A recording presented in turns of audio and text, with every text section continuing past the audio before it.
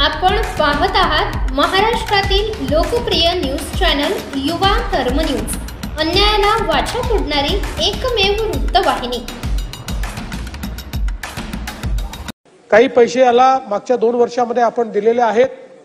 आता पीएम जनमन योजना आपल्याला प्राप्त झाली आहे, ज्या योजनेमध्ये आपल्याला यामध्ये पैसे प्राप्त होत आहेत। त्यामुळे आमचा प्रयत्न असा आहे की पुढच्या काळामध्ये हे जे अपारंपरिक जोडलेले जेवढे 2011च्या जनगणनेतले गाव आहेत, हे सगळे गाव आणि वाडीपाडे याला आपण पूर्णपणे त्या ठिकाणी ग्रिड कनेक्टिव्हिटी किंवा विजेचं कनेक्शन हे देणार आहोत।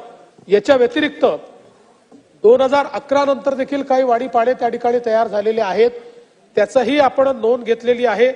तिथेही पारंपरिक पद्धतीने पहिल्यांदा अपारंपरिक पद्धतीने आणि मग पारंपरिक पद्धतीने कनेक्शन देण्याच्या संदर्भातली आपण व्यवस्था त्या ठिकाणी केलेली आहे। त्याकरता जवळपास